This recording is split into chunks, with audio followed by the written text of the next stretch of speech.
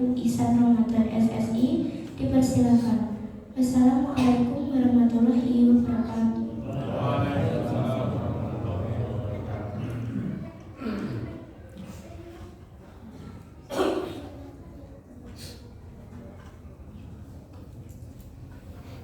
Assalamualaikum warahmatullahi wabarakatuh. Bismillah, alhamdulillah, salatu wassalamu ala rasulillah wa ala alihi wa sahbihi wa mawalah. La hawla wa la quwata illa billah. Allahumma salli wa sallim wa barik ala sayyidina Muhammadin wa ala alihi wa ashabihi ajma'in. Amma ba'd. Alhamdulillah, Bapak Ibu jamaah salat Isya dan Tarawih yang dirahmati Allah, bersyukur kita kepada Allah Subhanahu wa taala di kesempatan malam hari ini. Alhamdulillah, Allah Subhanahu wa taala masih terus mencurahkan rahmatnya, hidayahnya, inayahnya kepada kita semua, sehingga alhamdulillah kita masih bisa merasakan nikmatnya iman, indahnya Islam, dan juga kita masih bisa merasakan nikmatnya beribadah di bulan Ramadan ini.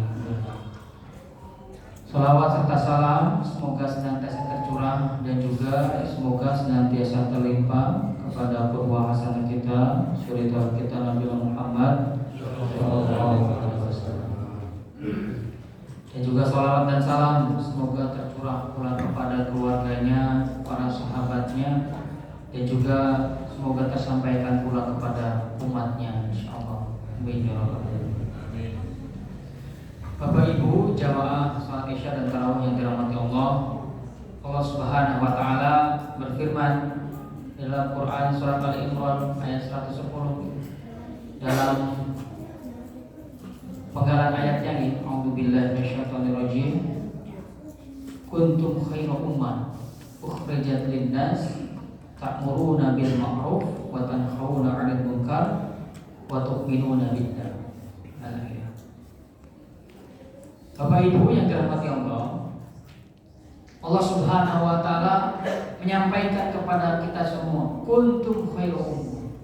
Kalian, kita semua sebagai umat muslim itu adalah khairu ummah, sebaik-baiknya umat. Ukhrijat linnas, yang diturunkan kepada manusia. Ta'muruna bil ma'ruf wa tanhauna 'anil munkar wa tu'minuna billah. Yang mengajak kepada kebaikan, mencegah dari kemungkaran, dan beriman kepada Allah Subhanahu wa taala. Jadi Bapak Ibu yang dirahmati Allah, kita ini umat muslim itu adalah umat yang terbaik. Umat yang terbaik dibandingkan dengan umat-umat sebelumnya. Jadi kita patut dan sangat harus bersyukur menjadi umatnya Nabi Muhammad SAW. Bahkan digambarkan di dalam kitab Naswaihul Ibad, jadi Syekh Nawawi itu menuliskan Nabi Adam alaihissalam, ya istilahnya sampai terheran begitu kalau dibandingkan dengan beliau Nabi Adam dan juga umatnya Nabi Muhammad SAW. Nabi Adam alaihissalam ketika berbuat salah dan di surga berbuat kesalahan beliau tidak langsung diampuni oleh Allah Subhanahu wa taala. Jadi tidak langsung diampuni oleh Allah Subhanahu wa taala sampai nunggu berapa tahun? 40 tahun. Jadi diturunkan dari surga, tidak langsung diampuni, harus nunggu 40 tahun. Itu Nabi Adam alaihissalam. Nah umatnya Nabi Muhammad SAW, berikut Bapak Ibu, kita berbuat salah, kita mohon ampun, Allah langsung mengampuni. Umatnya Nabi Muhammad SAW, umat muslim, gak harus nunggu. Bahkan ketika kita minta ke Allah, astagfirullah, kita beristighfar, Allah langsung mengampuni dosa kita. Bahkan Allah lebih cepat pengampunannya dibandingkan mungkin dosa yang kita lakukan itu sendiri. Saking cintanya, sayangnya kepada umat Nabi Muhammad SAW. Harus nunggu 40 tahun, harus dikeluarkan dari surga gitu. Bahkan gitu, dikeluarkan dari surga.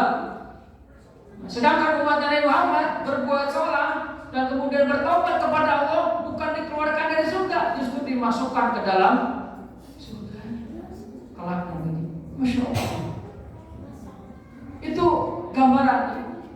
Bahkan Nabi Adam alaihissalam, ini masih Nabi Adam alaihissalam ini. Beliau diturunkan dari surga, harus menunggu 40 tahun, bahkan dipisahkan dengan istrinya, gak langsung ketemu sampai puluhan tahun gitu. Bahkan diterima taubatnya itu di Mekah. Jadi di Mekah baru diterima.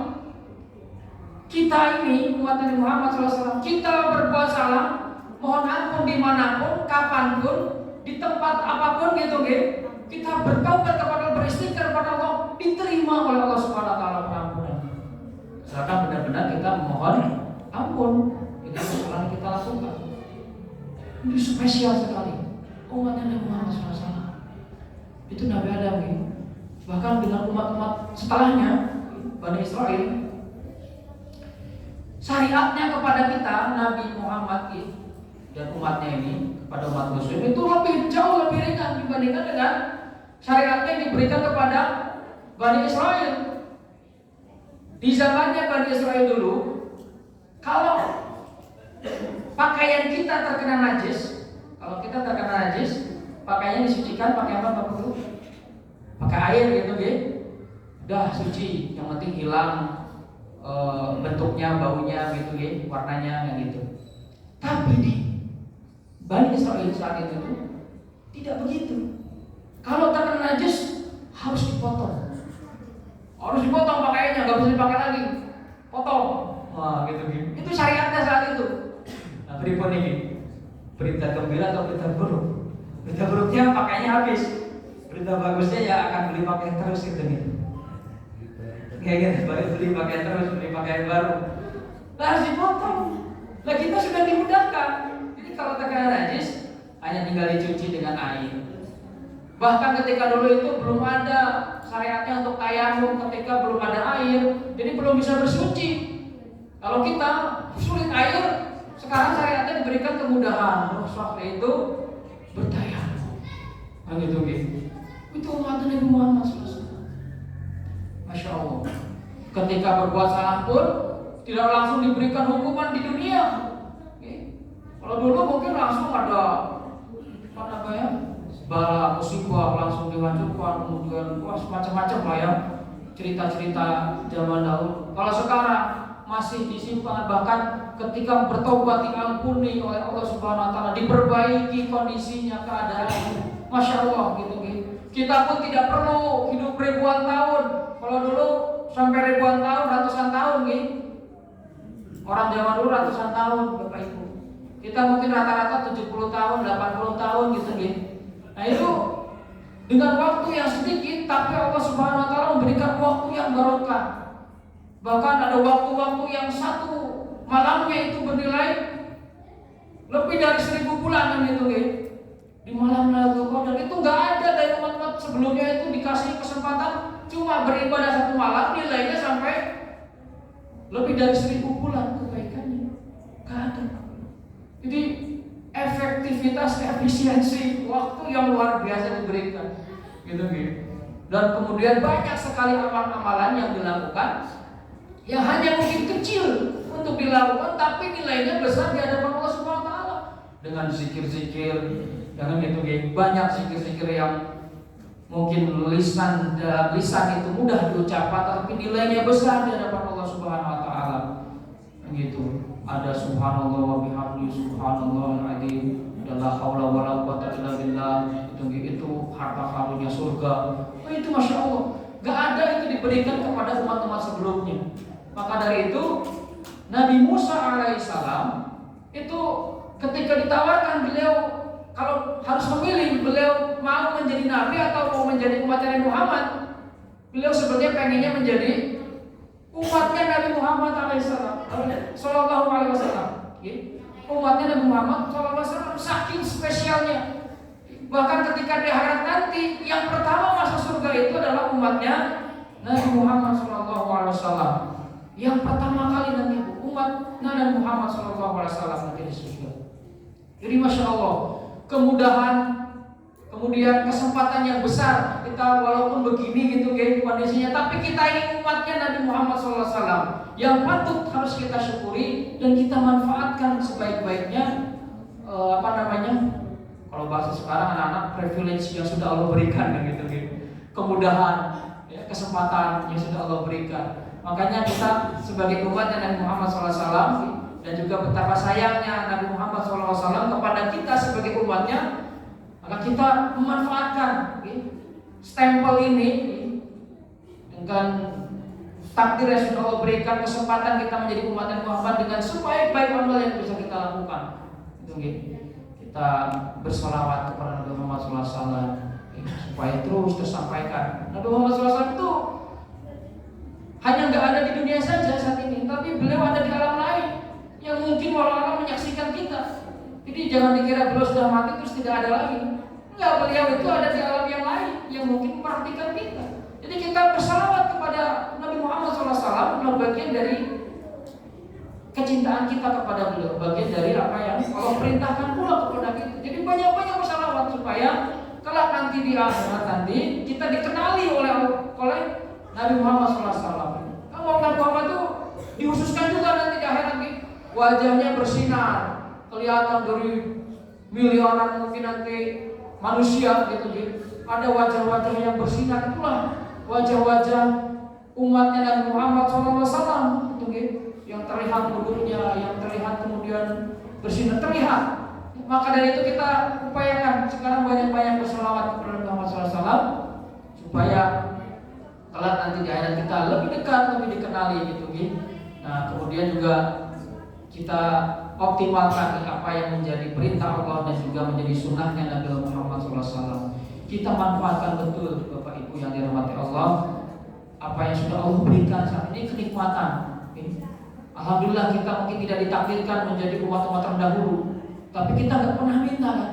Kita nggak pernah minta, tapi Allah melahirkan kita, mentakdirkan kita berada di saat ini di waktu yang sekarang menjadi umat Nabi Muhammad SAW. Itu kan kenikmatan yang tak pernah terkira oleh kita. Tak pernah kita minta sebelumnya, tapi ditakdirkan menjadi umat Nabi Muhammad. Ini adalah kesempatan yang baik untuk kita